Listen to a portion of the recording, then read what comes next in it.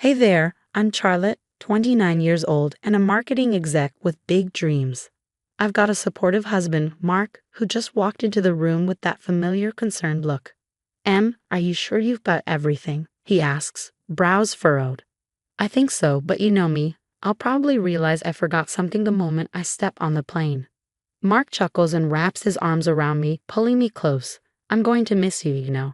It's only 2 weeks, I say, trying to sound more confident than I feel. This training in New York is a huge opportunity, but leaving Mark alone with his mom nearby, that's what really worries me. Just then, my phone buzzes. It's a text from my best friend, Lisa. Coffee before you leave. Babe, I'm going to grab coffee with Lisa before I go. That okay? I ask. Mark nods. Of course. Tell her I said hi. An hour later, I'm sitting across from Lisa at our favorite cafe, absently stirring my latte. She's eyeing me with that knowing look. Okay, spill. What's got you looking so stressed? This training is amazing for your career. I sigh, slumping into my seat. It's not the training, it's Evelyn. Lisa's eyebrows shoot up. Ah, the mother-in-law from hell. What's she done now? Nothing yet. But you know how she is. I'm worried she'll use this time to get into Mark's head. Last week, he made this snide comment about how a real wife would be home cooking dinner instead of working late. Lisa rolls her eyes. Still stuck in the 1950s, huh? Tell me about it. And Mark, he doesn't always see how manipulative she can be. He loves her. It's hard for him. Hey, Lisa leans forward, her voice firm. Mark loves you. He's not going to let his mom come between you two. I hope you're right, I say, forcing a smile. But Evelyn's loaded, and she's not shy about using that to get her way. I'm worried she'll try to convince Mark I'm not good enough for him while I'm gone. Lisa reaches across the table, squeezing my hand. Here's the plan. I'll keep an eye on things while you're away. If Evelyn pulls any of her usual stunts, I'll let you know. You do that? I ask, my voice cracking.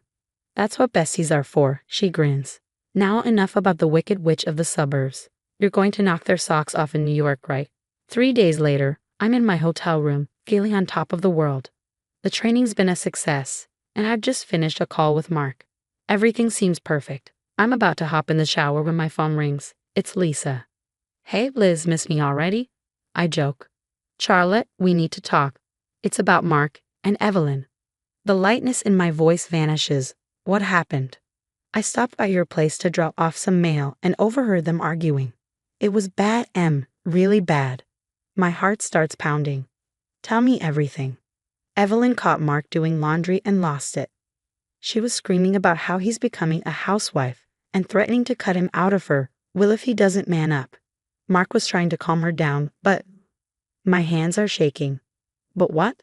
He wasn't standing up to her. He kept saying things like, Mom, you don't understand, and it's not what you think.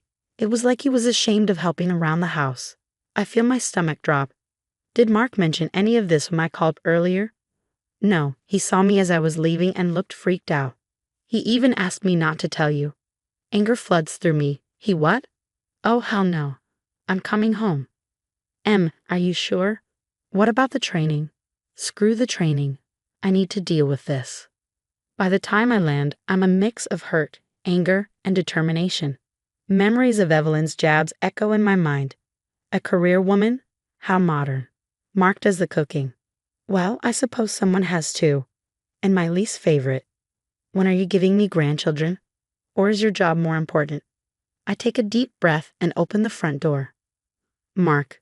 I call out. He appears in the hallway, surprised. What are you doing home? We need to talk, I say, dropping my bags. Mark's face falls. Lisa told you, didn't she?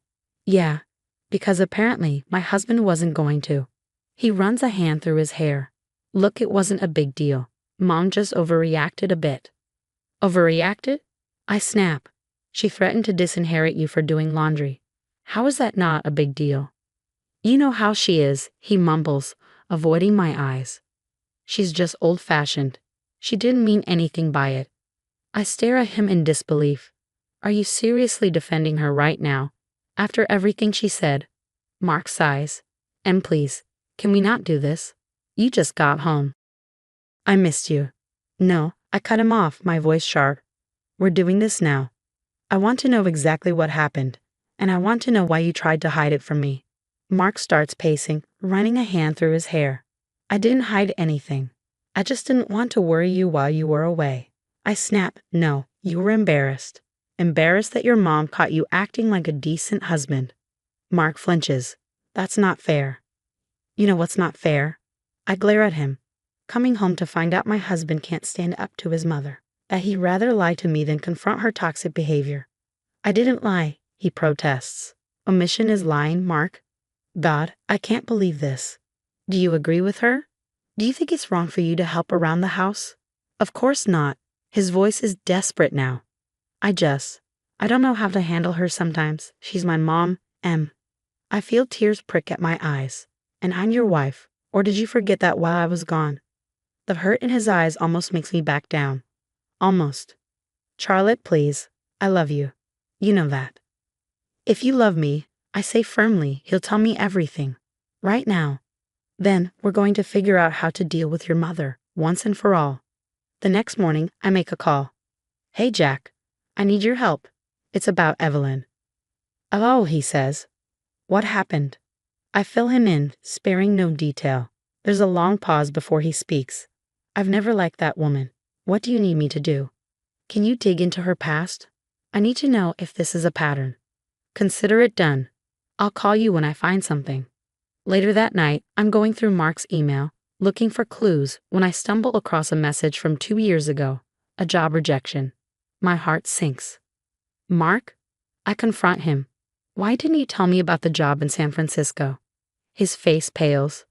How did you? He stammers. It wasn't important. Not important. It was your dream job, Mark. What happened? He sighs, shoulders slumping.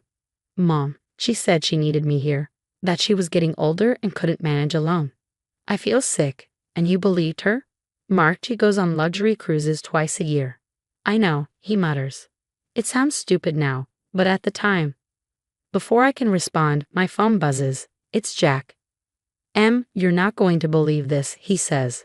I found a pattern, a string of coincidences. Every big opportunity that fell through for Mark, every promotion you missed. Evelyn's fingerprints are all over it. She's been pulling strings for years. I'm reeling when the doorbell rings. Of course it's Evelyn. She sweeps into the kitchen, a Tupperware in hand. Mark, darling, I brought you some of that pot roast you love. I watch from the hallway as she criticizes everything. Really, Mark, the state of this kitchen? If only you had a wife who cared more about her home than her career. Mom, please, Mark says, exasperated. Charlotte works hard. Of course, dear, she says with a sickly sweet smile. But is that really what's best for you? For your future family? I step into the kitchen. Hello, Evelyn. Funny, I don't recall inviting you over. Evelyn freezes, then forces a smile. Charlotte, I didn't realize you were home. Don't you have some important meeting to run off to? Actually, I've been doing some research. About you. Mark looks confused. Em, what's going on? I take a deep breath. Your mother has been manipulating us, Mark.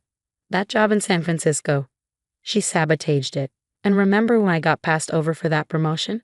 Turns out Evelyn had lunch with my boss the week before. Evelyn's face turns crimson. How dare you accuse me? She turns to Mark. Are you going to let her talk to me like this? Mark looks between us, conflicted. Mom, is this true? Of course not. Evelyn's voice shakes. I've only ever wanted what's best for you.